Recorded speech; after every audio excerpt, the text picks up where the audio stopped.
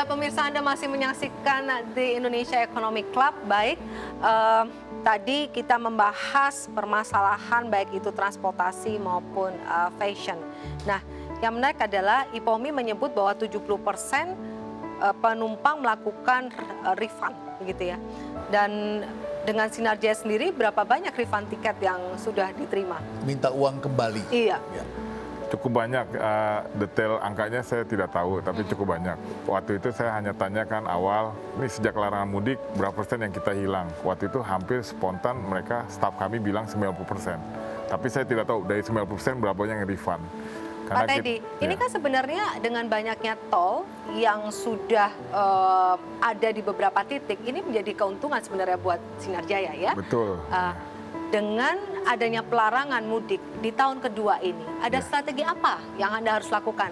Misalkan saja di tahun ketiga nanti, pemerintah juga melakukan himbauan yang sama. Ya, sebenarnya dari tahun 2019 pertengahan, Sinarjaya ini mempunyai konsep antisipasi tol, Prof. Tol kita kan tol Trans Java yang mencapai kurang lebih 800 km. Ini termasuk prestasi dari pemerintah kita, Prof. Yang dulu belum ada. Jadi kita antisipasi, kita mengeluarkan kerjasama dengan karoseri di Indonesia, karoseri Laksana, itu kita kerjasama membuat suite class. Jadi bus yang kapasitasnya hanya 21 orang, posisinya bisa tiduran, di mana posisinya kiri kanan satu-satu. Jadi jarak antara penumpang itu jauh sekali, Ya. dan di luar dugaan terjadilah pandemi COVID. Ya. Di mana itulah salah satu yang solusi yang untuk berpergian dengan seperti aman. di pesawat ini ya. Betul, ada sebagian YouTuber kita bilang itu ya seperti kayak business class atau ya itu. Oke, biasanya kalau mau masuk di bus itu pasti tentunya ada proses di bawah. Betul. Nah, proses di bawah ini apakah juga dilakukan persiapan khusus pada saat COVID ini? Ya, jadi kita melakukan sesuai arahan lagi ke Menhub, seperti ada prokes, kita temperaturnya, dan dulu sempat kita pakai rapid ya, tapi karena biayanya tinggi, mesti kita akuin juga tidak efektif juga dari sisi biaya. Jadi dipakai juga SIKM dari Provinsi DKI. Itu sangat efektif karena di situ penumpang kedata semua dengan mengisi aplikasi online di DKI, apakah mereka punya gejala apa tidak. Saya pikir itu efektif sekali. Oke, jadi bisa dikatakan bahwa sepertinya Pak Teddy dan tim sudah mempersiapkan strategi yang sangat matang untuk mudik-mudik berikutnya, begitu ya Pak Teddy? Bahkan sebenarnya tahun ini kami sudah buat lagi suite class lagi, Bu, tapi dilarang kan. Oke, baik. Nah, ini ada yang menarik.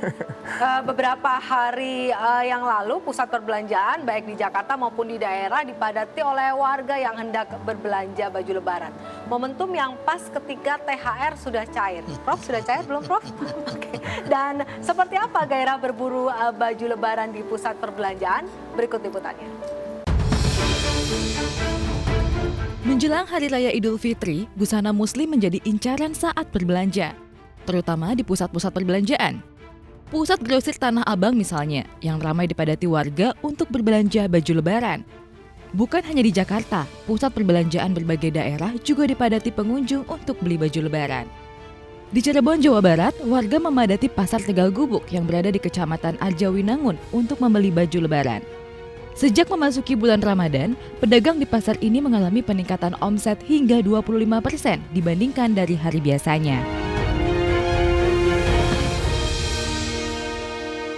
Ya, Mbak Cynthia, mungkin Anda juga melihat pemberitaan ya yang baru-baru ini juga terliput begitu ya, bahwa ada beberapa titik yang dipadati oleh pengunjung. Nah, saya ingin menanyakan sebenarnya berapa banyak sih reseller dari Johara sendiri dan seperti apa penjualannya melalui reseller? Tadi Anda menyebutkan bahwa saya menjual lewat reseller, tapi berapa banyak jumlahnya? Dan apakah memang ini sampai ke luar negeri? Kalau sampai diundang ke Turki berarti tidak menutup kemungkinan bahwa akan sampai juga di perbelanjaan di sana. Yang penting perubahannya seperti apa? Iya.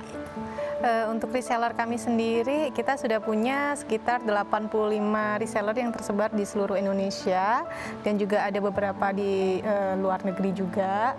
Dan alhamdulillah memang mereka sudah punya pasar masing-masing untuk produk kami. Jadi untuk Ramadan dan Lebaran tahun ini, alhamdulillah mereka juga laris juga seperti yang tadi di pasar Tanah Abang juga sebetulnya arus yang di online pun juga mirip seperti itu. Juga bergairah juga ya. Betul. Saya mau tanya, itu 85 itu muncul di masa pandemi atau sebelumnya memang sama? Beda Pak, jadi Beda. memang sebelum pandemi kita hanya punya sekitar 60 sampai 70 reseller saja. Oke. Sejak pandemi kita ada penambahan reseller, tapi memang kita selektif untuk menerima Yeah. reseller ya, karena memang tidak semua orang, tidak semua yang pingin join dengan kita terima, memang kita Yeah. pingin lihat Keseriusan ya. keseriusannya, karena ini juga Berarti yang mendaftar cukup banyak, Cukup tapi banyak, yang tapi terseleksi dapat 25 betul. tambahan. Prof, Ya. kalau dilihat dari statementnya Mbak Cynthia ini kan fashion muslim ini kan sangat menjanjikan. Tetapi Ya. apakah ini fashion yang musiman di tengah-tengah seperti Idul Fitri ini saja bergairahnya? Ya, saya kira memang setiap masa tertentu itu terjadi lonjakan permintaan. Tetapi memang ada tren yang cukup panjang di mana masyarakat kita ini memang religius ya, Yes. dan tentu saja ada trennya di sana kebutuhan dan juga adalah karena social pressure dalam masyarakat itu berubah ya, dan kemudian masyarakat itu saling mengikuti satu sama lain. Jadi bagaimana digerakkan dengan kampanye, dengan marketing dan sebagainya, itu membuat dampak ikutannya cukup banyak.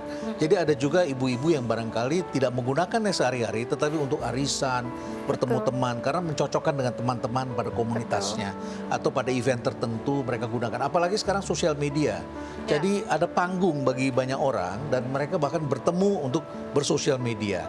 Nah, bahkan dalam kehidupan ini menjadi suatu ciri khas dalam masyarakat baru, yaitu mereka bisa menunjukkan sesuatu walaupun tidak keluar rumah, begitu ya, lewat TikTok dan lain sebagainya. Dan mereka punya koleksi itu. Jadi ada tren panjangnya dan ada musimannya. Nah, musiman ini yang tentu dimanfaatkan untuk jualan. Tetapi trennya saya kira memang seperti itu. Hanya saja tentu harus diberi stimulus ya, agar selalu ada kebaruan. Karena masyarakat kita juga cepat bosan. Iya. Cepat bosan. Ya. Baik Prof, kita break terlebih dahulu. Dan pemirsa pastikan Anda tetap di program The Indonesia Economic Club. Kami akan segera kembali.